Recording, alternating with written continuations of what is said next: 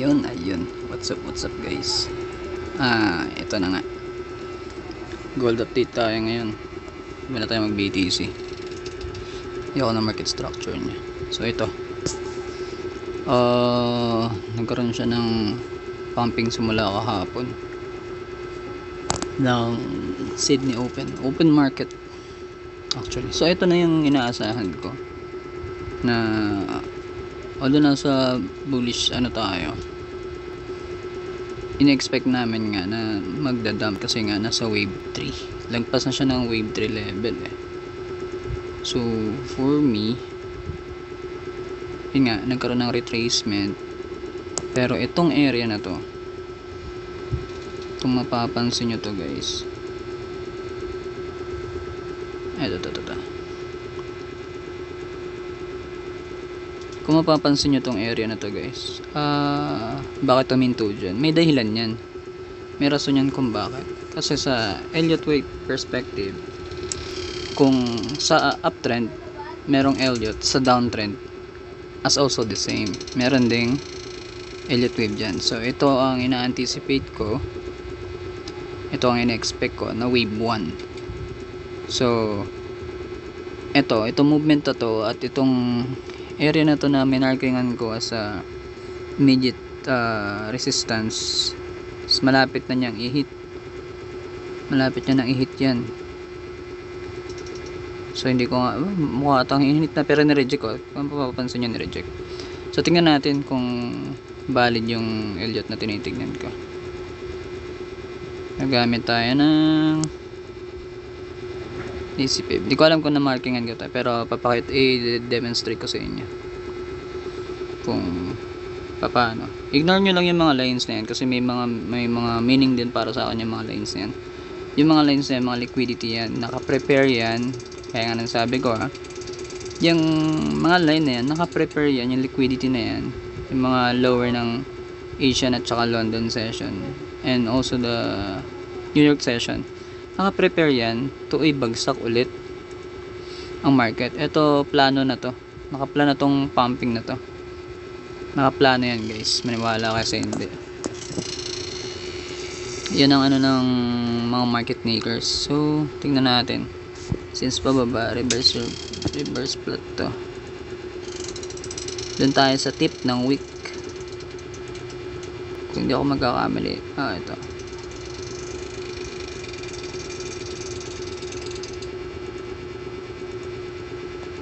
let's assume that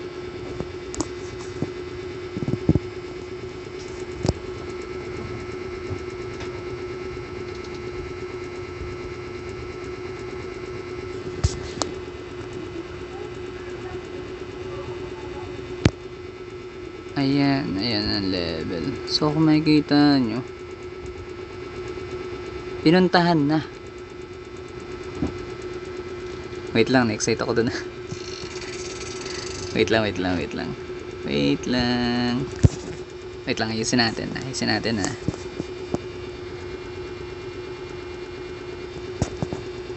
kasi nagmamaterialize alisin ko na to para saktong price yung lapag natin. Saktong lapag, alisin ko muna to, delete muna natin yan. Doyo. Okay, alam ko na kung bakit. Yan. So dinelete ko na, plot natin na maayos. Ito kinag-beauty ni Lazy Pib paghahanap ng Elliott. Tangina, hindi ka na talaga papahirapan. Tarantaduhan yung mag-aaral ka ng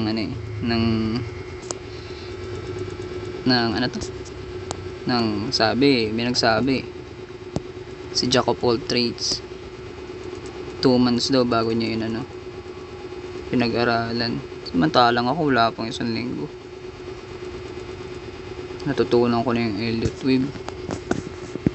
wave theory, not concept. Tangina, nakatarantaduhan yung mga concept nila.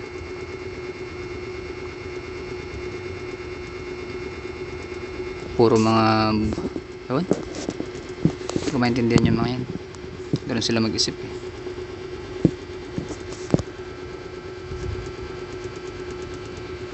don't believe in a concept.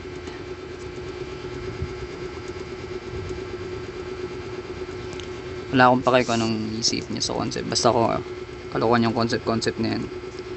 Minamarket lang kayo ng iba para mag-bot ng or mag-buy ng mga kanilang courses. Kung mapapansin nyo, hindi yung pagsusukat ko talagang tip dulo to dulo ng swing high, swing low or pivot level para sa mga gumagamit ng pivot point.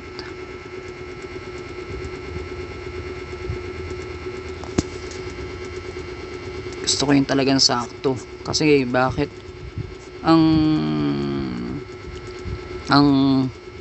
use cases nga kasi ng fib retracement guys is to measure the movement.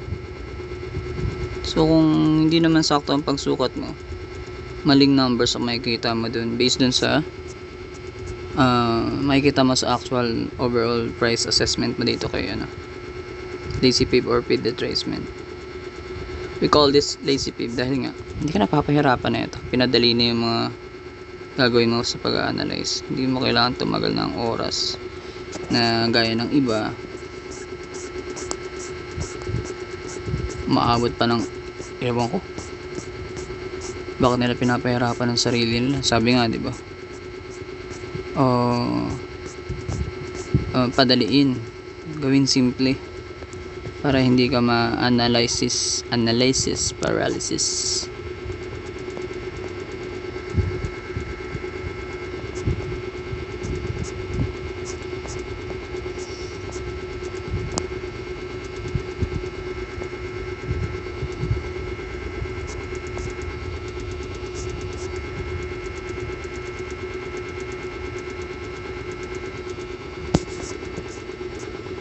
Yan ang akin. Medyo matatagalan lang ako ng konti dito. Pero after neto, kuha na natin yung exact numbers na ina-expect natin.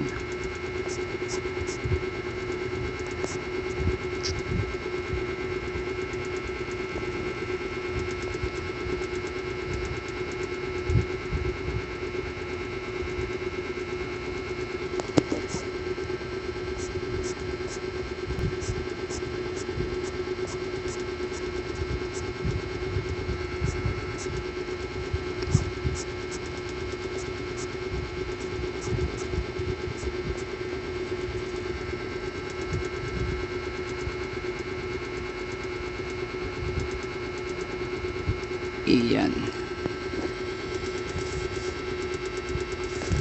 I-lock muna natin para hindi na magagalaw. Lock. Okay, dako tayo sa ating assessment.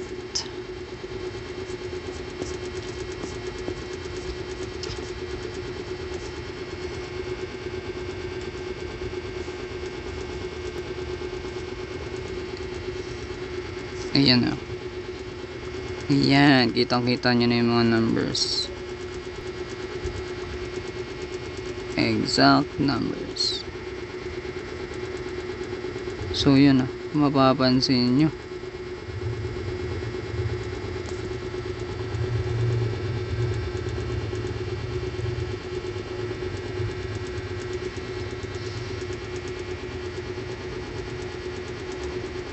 Ayan o. Basta ito mga lines na to guys, mga liquidity yan. Sa ilalim yan, mga pending orders na iti-take out ni market makers ay yung mga big institution, yung mga banks. Yan ang nagpapagalaw ng market. Sila talaga nagpapagalaw ng market, hindi tayong retailers. Kumbaga tayong retailers ang nagbibigay ng pera sa kanila. Sa madaling salita. So ito, value area low, itong horizontal parallel na to, yan ang tawag ko dyan. As itong POC, ito yung point of control kung saan bago nag-explode ang market here. So nag-bounce siya dyan sa area na yan. Then na-validate yung pump niya kahapon nung one day naman to, diba? One day nung brinake niya tong value area high natin ng anchored volume profile. So papakita ko mamaya. Ngayon eto na, pagdating sa Elliott Wave Theory, ang ina-expect na pupuntahan ni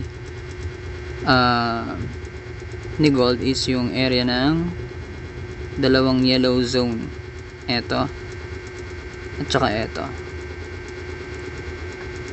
Yan ang pupuntahan yan bago siya bumagsak. Pwede siyang umabot pa dito, mababalid yan sa wave 2. Pwedeng hanggang dyan lang yan. So baka mag-partial ako rito or above 4160. Magpa-partial TP ako dun sa area na yan kasi may pumping mangyayari mamaya kasi wala pa yung London eh. Tignan natin kung anong gagawin yan. Magmamanipulate ulit ang London. Ay, kahapon hindi pala nag-manipulate, nag-consolidate lang siya. So yun ang ina-expect ko na mangyayari dyan. So mapakita ko yung buong wave nya. Lagay lang tayo ng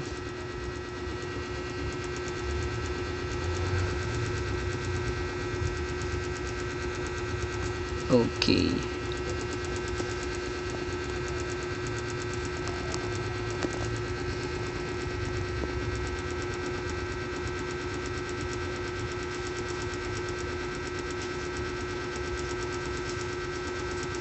Wave 0.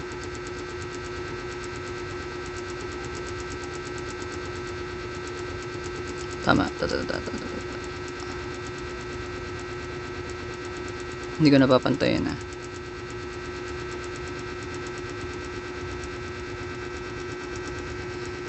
And ito yung expect ko na mas malalim na pump niya or pinakamataas na pump niya. Wave 2.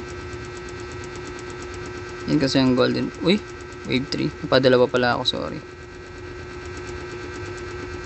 Adjust na lang natin. So sana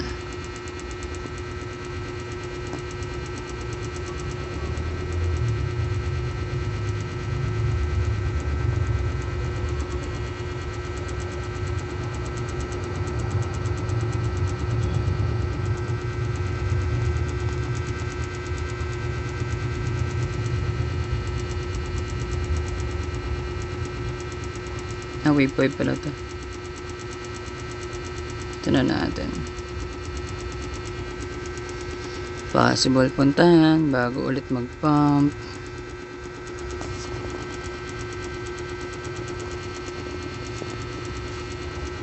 Epal naman tong ads to.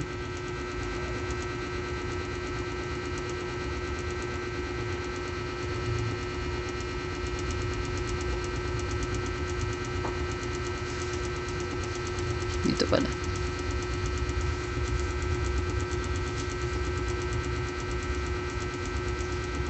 Okay.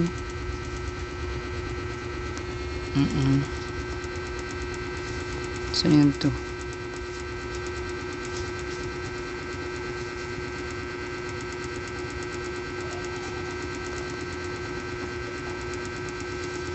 Ito kawan.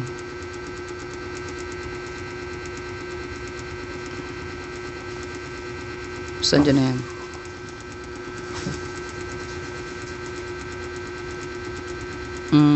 Expect na natin yung worst case scenario. Hanggang dito. So yan. Yan ang Elliott ko dyan, guys. Pababa. Para so regular to na tapos after na ito magkakaroon ng pumping another leg up papunta rito. Susukatin ulit natin yan para makuha mo yan. I-adjust mo lang ulit si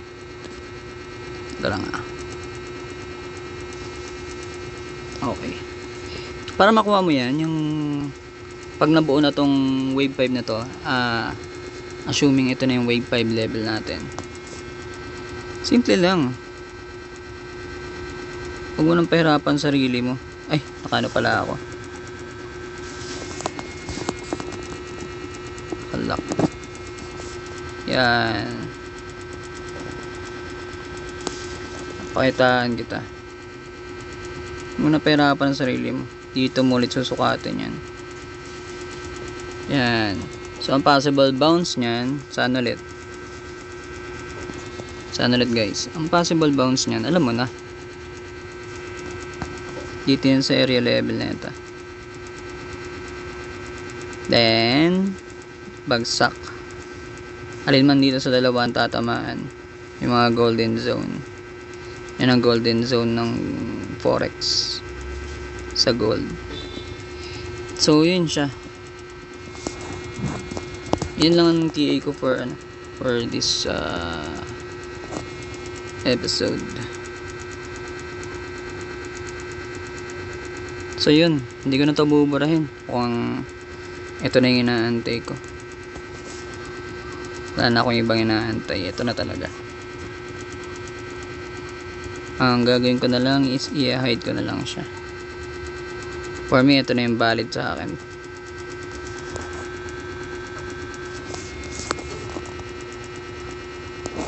Valid wave 1. Yan na yun. Yan na yun guys. So baba tayo ng 1 hour time frame. Tingnan natin yung reaction.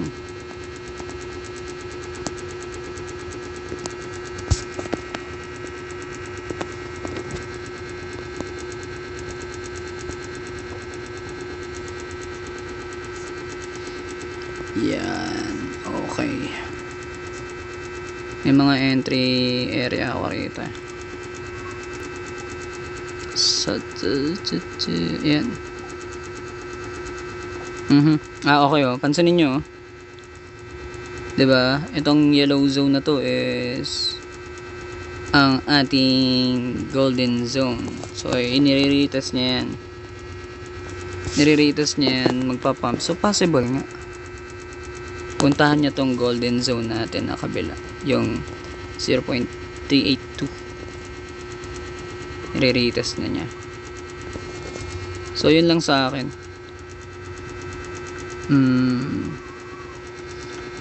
Shoutout sa mga mafia traders natin. Hope may maganda kayong trade. Shoutout din kay Ken. Kay Ken, may natututunan ako kay Ken habang nakipag-encounter ako kay Ken. Natutunan ako sa kanya, may losses.